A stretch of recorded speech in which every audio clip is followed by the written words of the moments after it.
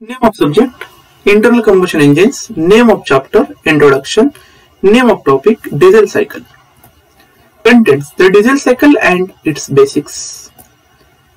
Dear friends, in the last lecture we already discussed about a very important auto cycle which is the basis of today's all petrol engine or SI engine, that is nothing but called as the auto cycle. We also learn how to derive the equation of mechanical efficiency for auto cycle and mean effective pressure for the auto cycle itself. Now in today's session we are going to talk on the diesel cycle, which is the basis for all the diesel engine. With the help of this PV diagram we are going to understand the diesel cycle. Again we are moving towards the notes. With the help of the notes we are going to understand the thorough knowledge of the diesel cycle. So dear friend, this is the diesel cycle. It is also called as a constant pressure cycle. So please don't get any kind of a confusion. Auto cycle is called as a constant volume cycle and diesel cycle is called as a constant pressure cycle. Okay, because in the case of petrol engine or that particular auto cycle, the heat addition takes place with constant volume. That's why it was called as a constant volume cycle. And here the heat addition will take place, this QS, during constant pressure. Here the pressure is remain constant. That's why this cycle is called as a constant pressure cycle. Okay, so in the year of 1897, Mr. R. Diesel invented this particular cycle, and on his name this cycle was named as a diesel cycle itself. Now here we have pressure versus volume diagram and temperature versus enthalpy diagram. Again similarly this PV diagram shows the different pressures and volume during the process of diesel cycle and this temperature and enthalpy during the whole process of this particular diesel cycle itself. This is a theoretical cycle. Okay, again in this case as if you remember the auto cycle, the curves are different compared to the auto cycle. Auto cycle's curve are different and the diesel cycle curves are different one. So similarly in the case of diesel engine we are using diesel as the fuel instead of petrol. In the case of auto cycle we have to use petrol as a fuel and air fuel mixture will come inside the engine cylinder. So in the case of a diesel engine, the process 0 to 1 is again suction, 1 to 2 is a compression, 2 to 3 is heat addition process, 3 to 4 is isentropic expansion, 4 to 1 is heat rejection and 1 to 0 is the exhaust process. And these are the different pressure and volume during the whole cycle. Again 1 to 2, 2 to 3, 3 to 4, 4 to 1. These are the different processes which explained with the help of this particular TS diagram, and this 2 to 3 is constant pressure cycle or constant pressure one, and this 1 to 4 or 4 to 1 is called as a constant volume cycle. So here we will understand all these things in thoroughly. So initially in the case of diesel engine or diesel cycle, only amount of air will come inside the engine cylinder. This is called a suction process. And during suction, the volume is going to increase and the pressure of air remain constant. During the compression process, whatever amount of air is present inside the engine cylinder, it will get compressed and this will come under process 1 to 2. This is called isentropic compression process. During this process, pressure of air will going to increases and its volume is going to decreases. Okay.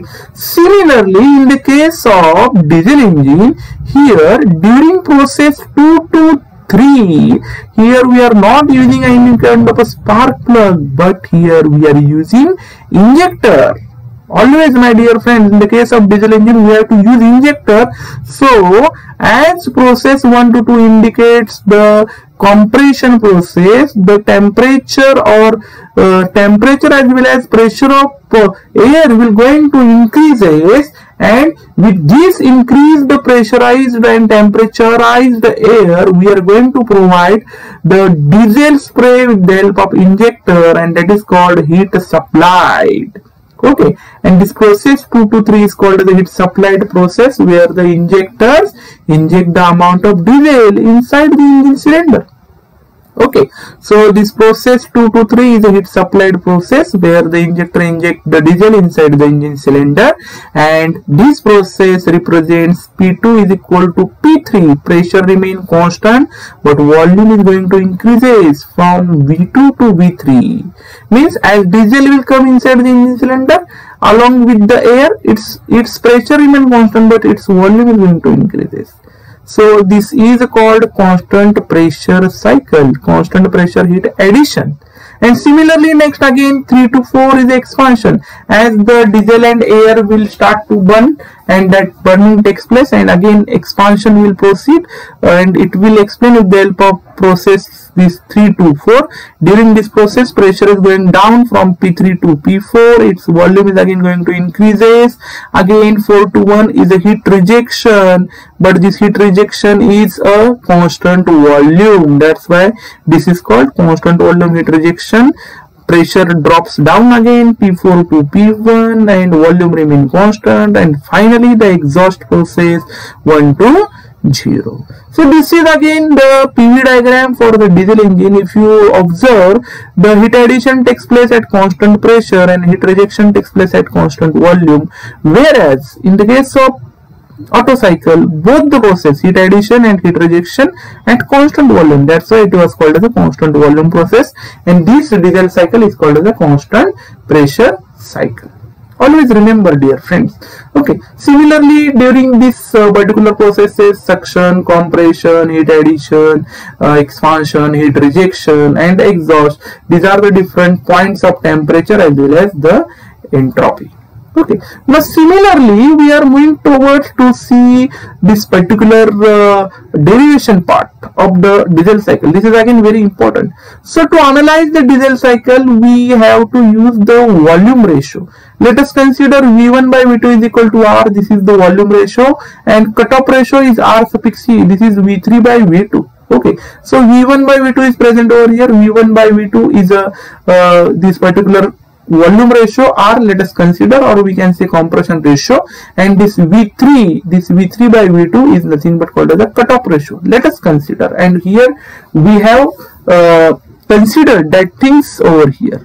Okay, so similarly if we want to write the equation for heat supplied and heat rejected, as we already discussed about the Otto cycle, we can write mass of fuel into specific heat at constant pressure, because heat supplied pressure is at heat supplied process is at constant pressure and heat rejected process is at constant volume. So that you can write this mCp into T3 minus T2, this T3 minus T2, and here mCv T4 minus T1. We can write like this, give equation number 1 and equation number 2. So similarly we can write efficiency equation for diesel cycle is equal to work done divided by heat supplied or input. So output by input is nothing but work done by heat supplied. Okay, so in this case what is the work done? This Qs minus Qr is the work done and heat supplied is the input. So again simplify the equation, we will get 1 minus Qr by Qs. So put the values of Qr and Qs in this equation, you will get the next equation like this. Okay, so the same term will get cancelled, and finally what is remaining, this mass and mass will get cancelled. The term will remain 1 minus Cv by Cp into T4 minus T1 divided by T3 minus T2. So again further simplification, we can write the equation like this. Okay, so now again further simplification of this particular diesel cycle efficiency, we have to write the adiabatic index. We know the adiabatic index is a gamma and its standard value. So here again you required the basic knowledge of thermodynamics. The gamma is nothing but Cp by Cv. Always the adiabatic index is the ratio of specific heat at constant pressure, Cp represents, and specific heat at constant volume, Cv represents. Okay, so let us consider gamma is equal to Cp by Cv. So again put that equation over here. Cv by Cp is again present over here, so you can convert that denominator to numerator. So we can write instead of gamma, so we can write Cv by Cp replaced by gamma. So we can write 1 by gamma, and again the equation becomes 1 by gamma into T4 minus T1 divided by T3 minus T2. Give equation number 1. Okay, clear I think up to this point. So again concentrate on the next statement or next step. So now we consider with the first process, that is 1 to 2 process, that is isentropic compression. So again going to see the diagram, 1 to 2 is isentropic compression process, and now we are going to write the equation for this particular first process 1 to 2. Dear friends, we have to write the equation for all the process 1 to 2, 2 to 3, 3 to 4. Okay, like that. So we start with the first process.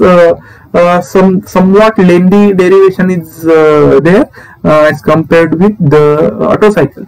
So again, after getting equation number 1, now we are moving towards the process 1 to 2, and this process is isentropic compression process. So for this process, again we have ideal gas constant equation, P1 V1 by T1 is equal to P2 V2 by T2, as we already discussed in the Otto cycle itself.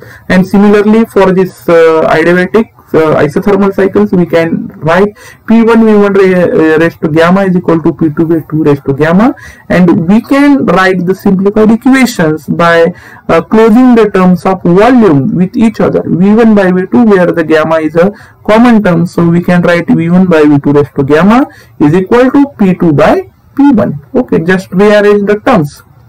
Similarly, as we just discussed, V1 by V2 is nothing but called as this compression ratio. We can write already over here. We already written over here V1 by V2 is equal to R. So put that value over here, V1 by V2 replaced by R. So we can write R raised to gamma is equal to this P2 by P1. Okay. So similarly, the next one, T2 by T1 is equal to P2 by P1 into V2 by V1. Okay, so again rewrite the equation, P1 by V1, P1 V1 divided by T1 is equal to P2 V2 divided by T2. Okay, and here we simplified about this equation, P1 V1 raised to gamma is equal to P2 V2 raised to gamma. Please concentrate on my statements. Okay, this is again very easy, but only need to understand this thoroughly. Okay, so in this case again this T2 by T1 is equal to P2 V2 by P1 by V1, P1 V1. So write that equation over here and simplify the equation. T2 is equal to, take down this T1 over here. Instead of P2 by P1, we already calculated the value of P2 by P1 is equal to this R raised to gamma. Put this R raised to gamma over here instead of P2 by P1 into this V2 by V1 is nothing but called as, we already discussed, 1 divided by this particular R. Okay, again if you see over here this yes, this V1 by V2 is equal to R itself. Okay, so put that values and write down the next equation.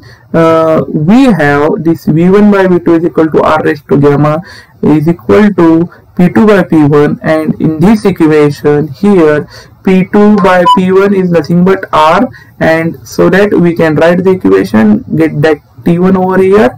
So T1 into this R raised to gamma into V1 by V2 is nothing but R, so we can replace like this 1 by this particular R. Okay, so similarly finally we can write T2 is equal to T1 into this R raised to gamma minus 1, because here we have 1 by R. So once that denominator term will come to the numerator, so here you have to write minus 1, so the term become R raised to gamma minus 1, and this is equation number 8 from process this 1 to 2, that is a compression one. So similarly process 2 to 3, this is the constant pressure heat addition, second process. Okay, again moving to the diagram, we just had 1 to 2, now 2 to 3 is a heat addition process. Now again write down the equation for that one also. So we can write again, here we already considered R suffix C is equal to V3 by V2. R suffix C is equal to V3 by V2, that is the cutoff ratio. And again for ideal gas we have for the next process P2 V2 by T2. Now this is process 2 to 3, that's why here we have to consider third process also P3 V3 divided by T3. Again simplified this equation, get the temperature term closer to each other. So T3 by T2 is equal to, take down this P2 over here, P3 by P2 into V3 by V2. Again simplify the equation. V3 by V2 is nothing but R suffix C. We already considered. Concentrate on this mouse indicator. So put this value over here. So just note down that R suffix C is nothing but V3 by V2. So the further simplification, but P2 is equal to P3. Yes, correct. So again move to see the diagram. This P2 is equal to P3. So both the values are same. So there is no need to again write the separate values of it, so that we can write P2 is equal to P3. So this will cancel to each other. Now what is remaining? This T3 is equal to T2 into R suffix C. This is equation number B. Okay, so similarly from equation number A and B, what we can write? Here is equation number A and here is equation number B. So what we can write? Equation number A, and from equation number B we can put the value of T2 over here, because we already calculated the value of T2 in equation number A. So put this value in this equation and we can write the next equation. T3 is equal to T1 into R raised to gamma minus 1 into R suffix C. This is equation number C. Okay, so dear friends, in this case the next process, that is considering process 3 to 4. Okay, now we are moving to see the process 3 to 4 and finally 4 to 1. So 3 to 4 is isentropic expansion process. So we have to write the equation for this. So similarly, as we already written for compression process, we can write for process 3 to 4. So this process is nothing but T3 by T4 is equal to V4 by V3 raised to gamma minus 1, as we already discussed for the process of compression. Similarly, we can write this equation. Okay, so T3 by T4 is equal to V4 by V3 raised to gamma minus 1. But in this case, V4 by V3 is nothing but V1 by V3. Okay, so this V4 by V3 is a combination of this V1 by V3. Okay, so 0 to 1 is suction, 1 to 2 is a compression, 2 to 3 is a heat addition. Okay, and finally expansion will start. So how expansion will start? After completion of all these processes. So we have to write V1 by V2 and then this V3 by V2, that is a complete process of V4 by V3, so that we can write over here the distribution of that particular process. V4 by V3 is nothing but V1 by V3, and that is nothing but V1 by V2 into V2 by V3. Further simplification is possible. So again V1 by V2 is nothing but R and V2 by V3 is nothing but 1 by RC. So rewrite the equations and we can write the equation for this one. V4 by V3 is nothing but R divided by RC. Put this equation in this above equation. T3 by T4 is equal to R by RC raised to gamma minus 1, as it is. We have written this equation. Okay, so finally again other further simplification, take down this T4 over here and this R divided by RC raised to gamma minus 1 at this side, left side. So finally we can write this equation in simplified manner and we can get T4 is equal to T3 into RC divided by R raised to gamma minus 1, give equation number D. Okay, so similarly from the above equation again we can put the value of T3 over here, because we already calculated the T3. Okay, we already calculated T3 in equation number C. So we can put the value of T3 in this equation of T3. Okay, and rewrite the equation for T4, put all the values, and this becomes, after simplification, this becomes equation number E. Okay, so this T4 is equal to T1 into R raised to gamma minus 1 into RC divided by gamma RC divided by R raised to gamma minus 1 itself, and finally we have written over here this T1 into whatever terms are there, it will be get cancelled. This R raised to gamma minus 1, here also this 1 divided by R raised to gamma minus 1, both will be get cancelled. So finally put all the values over here and we can conclude this final equation of the mechanical efficiency of diesel cycle like this after putting all the values in equation number 1, and this is the final equation of mechanical efficiency of diesel cycle. Please concentrate. And similarly, this is the mean effective pressure equation of diesel cycle like this one. So dear friends, hope you understood this one. So this is all about for the diesel cycle. So here we stop for our today's session. Thank you so much.